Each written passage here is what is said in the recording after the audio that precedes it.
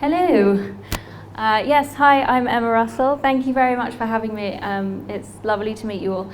I'm going to talk about migrations and why should you listen to me? So if you Google me, I won't be there, and that's okay. There are some really cool Emma Russells, and I'm oddly proud of them. Like when I was in school, I Googled my name once, and this really bad piece of art that I did came up, and now I'm honestly so happy that that's buried now by some very cool Emma Russells. This lady comes up top. She's the evil doctor in Godzilla, and she releases King Ghidorah, I think is how you pronounce it, and this is he. Just there, not to scale. So don't trust her for a migration. I've got the goods. So this is me. I'm the founder of Oxford Common Digital. Mark, thank you very much for the very warm welcome and the introduction. You're very good at bigging me up. I should hire you. I'm terrible at bigging myself up, so I should do that. I'm an e-commerce SEO, so I do talk about e-commerce a lot in this, and I reference e-commerce migrations, things like that, or e-commerce platforms. But you can apply this knowledge to pretty much anything. It's very general, it's quite high level. I know that it's kind of a mixed audience here, so I kept it simple, and hopefully you can all follow along, but if you have questions, then ask me at the end, come up to me after. That's totally cool. I knit. Sorry, cameraman, I know you don't like this, but I knit this cardigan. Validation of skill. There's no buttons on it yet, but it's okay. It's validation of the knitting. And I have seen some migration horrors. So what is a migration? Following the Godzilla theme there. A migration is horror. And why is a migration horror? It's because you can get things like this. So what actually happened here? Just to know, I didn't do this. I think that's important to point out now. So I happen to know that they did have a really great SEO on the team up until that point with that arrow where it says great SEO. So they got them there. The problem is that the migrations were after and they had left by this point. So the first technically what I would call two migrations, was the move to WordPress. Nothing wrong with WordPress. If you're on WordPress, it's fine. So it's not that WordPress was the issue, highly likely. And then they also did a redesign, which technically I would class as a migration because so many things change. And SEOs, if you say the word redesign, they'll suddenly be all up in your business. So that's technically a migration. And then after that, they did a domain name migration, right as traffic was getting back to where it was. So that was a bummer. And then after that, that's where it really tanked. And then now we've got the explosion. And then we came in here. So they're doing a little better now. So there are many different types of migration, as I said. You've got your domain name migration, you've got your platform migration, hosting migration, and redesign. I'm going to talk through all of them, say what they are, why you might want to do them, and then we'll talk about how to do them. So what is a domain name migration? An example of this, and this was a recent one, Her Free Soul, which does like supplements and stuff like that, they recently changed to Free Soul. So that is an example of a domain name migration. And why might you want to do that? So taking the example of Her Free Soul to Free Soul, they might just want to change who they're marketing towards. So commonly it's like a branding exercise where you just want to slightly change your audience, who you're targeting to. Or another example is adding an S to your HTTP. The match made in heaven, HTTPS. S meaning security. We have a cybersecurity expert over here somewhere. He'll love that S in the domain because it's nice and secure.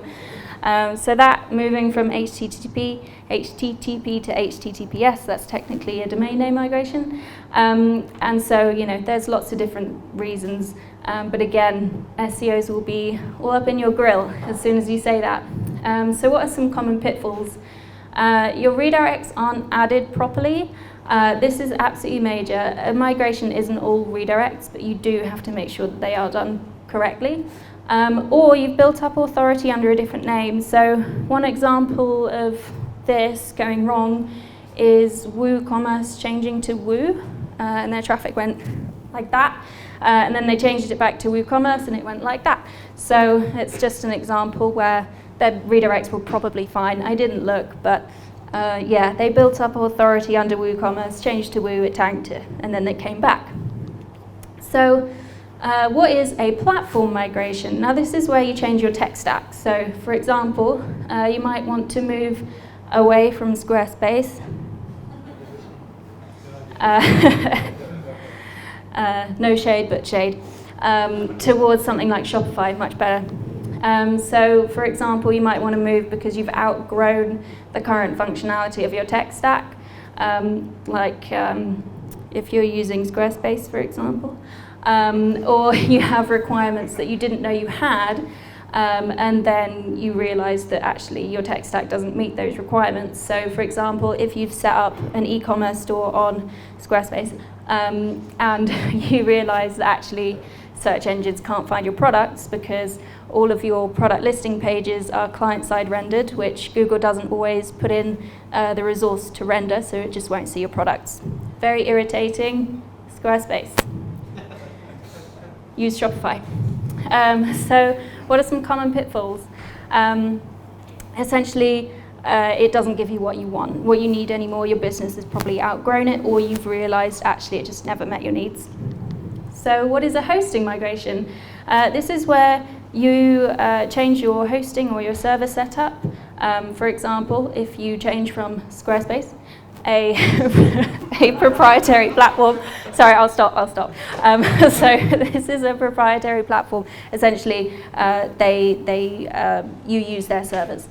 But that might not fit your needs anymore, so you move somewhere else, and then you need to figure out what server you need to use, whether that is something like GoDaddy, don't use GoDaddy, or 20i, AWS, anything like that.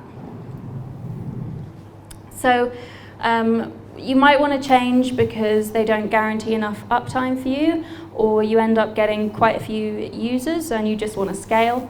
That's why AWS is so good for that. They scale really well, but you don't want to configure it wrong, or they will charge you 50K without you realizing. So definitely consult somebody if you're moving to AWS. Or you might want some control over your servers. So I explicitly said it here. What are some common pitfalls? You chose GoDaddy. And then you definitely need to understand the full setup. So you might be using something like Cloudflare, which is sort of like an in-between. So if you're migrating from GoDaddy to something like 20i or anything else like that, you need to make sure that you're also changing it in Cloudflare, or your site will go down. So always good to know the full setup, and always understand if there is going to be downtime. Sometimes you'll talk to a developer, they'll say, yep, there's going to be about 1 hour downtime. Sometimes then if you say, oh, can we do this in a way that isn't downtime, sometimes they actually say yes to that. So it's never a stupid question. So what is a redesign? Sometimes sites are ugly. There's no getting around it. Sometimes things are ugly. I went into Wayback Machine. If you've not used it, it's really entertaining because you get to see what sites looked like in yesteryear. And this was Tesco from, I can't even remember what year. I think it was like 2014 or something that I got this from. Whenever I need examples, for some reason I always turn to Tesco, and it never lets me down. So there are some common pitfalls. For example, during a redesign, you have a lot of eyes on it, and sometimes people can decide that they don't want various sections of the site anymore. But that might be a marketing decision, and it might be based on not data, it might be based on audience or something like that, but they haven't seen the data. So you always need to say, okay, we can do that, but only if you're happy to lose X% of traffic, and you have to sign that off. So especially if you're agency side, you absolutely need to get that in writing and prepare them that they might lose that. So it's not necessarily awful, as long as they absolutely know that they will lose that traffic, roughly what the audience is from that traffic, and then if they're still happy with it, then that's kind of their decision. You can strongly say I don't recommend it, especially if it is targeting the right audience. But yeah, as long as you say, okay, well you can do that, you will lose 40% of your traffic. Do you still want to do it? If they still want to do it, get it in writing. There are some common misconceptions about migrations. So a migration, it's not just about getting your redirects right, and even just saying like, oh, I want to go from this URL to the other, you do have to be more specific than that. I'll show you an example of that. So another misconception is that you will always lose traffic. That's not necessarily the case. There are some migrations where you will, and you can say we estimate getting X% back by this point, etc. When we were working with Mitsubishi, name drop, there was a guy there who said that whenever you migrate, you will lose 15% of traffic. And I'm very trusting and very gullible, and I was like, really? How does he know this? Why is it always 15%? I don't understand. And then my business partner at the time, Hannah, she was like, no, Emma, that was crap. And I was like, oh, okay, that makes a lot more sense. Okay, yeah, so you won't always drop 15%. And if anybody says it's, you always drop X% with a migration, it's, how do you know? It might go up, depending on what you do. So, yeah, that's some crap right there. So a migration isn't always a really long project, and it's also, I wouldn't necessarily recommend that it's done over a weekend either, because you've got to think about the designs, the audience, who you're targeting to, which pages you want. So there's a lot of thought that goes behind the scenes, not just the technical part of a migration, it's your what, your who, your why. Okay, how to handle a migration. Quick time check, we've got 8 minutes. I chose platform migration because sometimes with a platform migration, you'll also change your hosting, like with the example I gave with Squarespace, sorry to mention them again, with Squarespace, because you're moving from something proprietary, you need to choose hosting. Also with a platform migration, sometimes you change the name at the same time, and there's normally some element of a redesign depending on the capabilities of the platform that you are about to work with. So the first thing to do is not to panic. The font says panic, the message says don't. As long as you have your ducks in a row, you should be absolutely fine. That's a cartoon of Godzilla, by the way, continuing with the theme, and here he is again. The first thing that you need to do is absolutely understand what is changing, because once you understand what is changing, you know what to set out in your requirements. You don't want any surprises down the line, so the first thing you're going to do is some detective work. And then understand if this is a chance to make improvements or not, because sometimes there's some heavy investment going on. So if you can get your things into the roadmap, get them in the roadmap. So you need to understand if they just want to maintain traffic, or if they're actually viewing this as like, oh, I'm going to invest heavily in the company, let's give these teams a bit of budget and we'll get them in now. So once you know this, you can go ham on your requirements, or just say this is the bare minimum that you need to keep traffic, so you have to do them.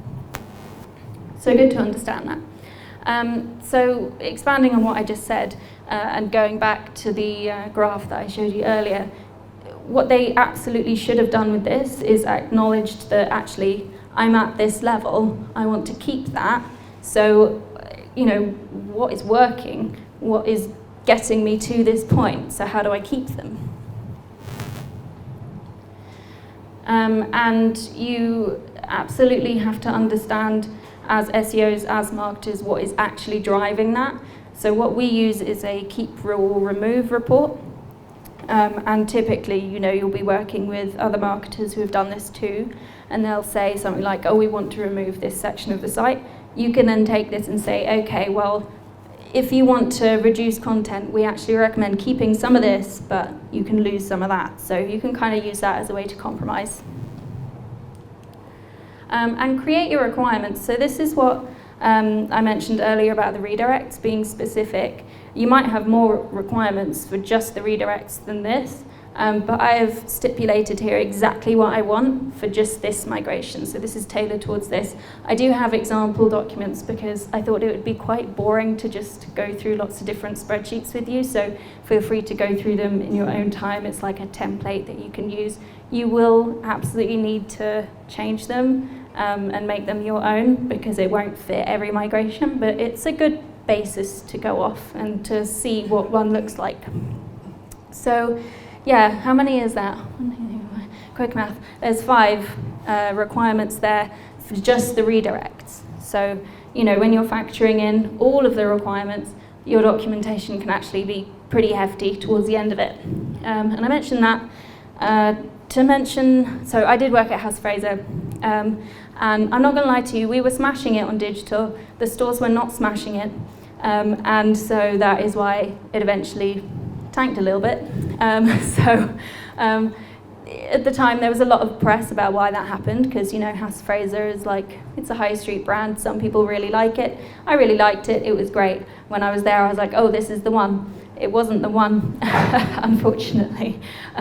They spent a lot of money on digital in a year. It was reported 25 million, and then this BBC piece came out and it said, well, ASOS invested more and John Lewis invested more. So the reason why I say be specific and why it relates to this is because actually when we were doing a migration, which is when the £25 million budget was spent, massive budget, and we were thinking, well, let's get our requirements in. The requirements, it was like a book, it was huge.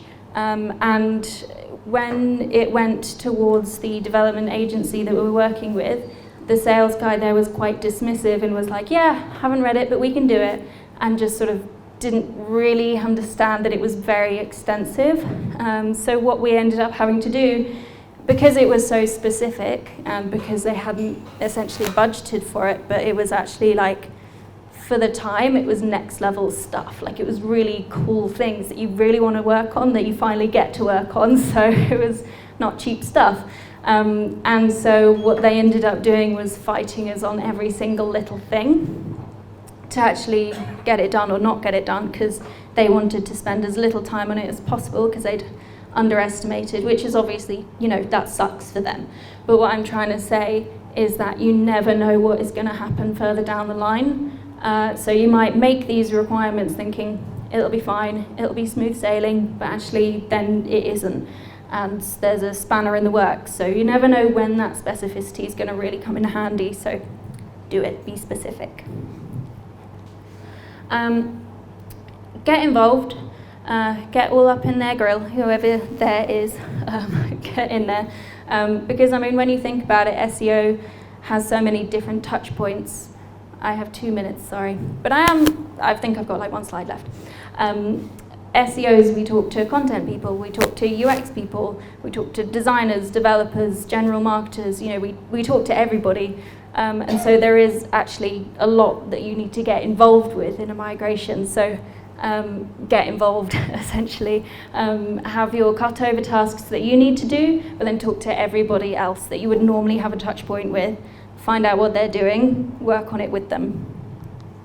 And then testing. So I think communication at this point is really useful to mention. So what I tend to do when we're cutting over, I'll say, this is how I'm going to give you feedback.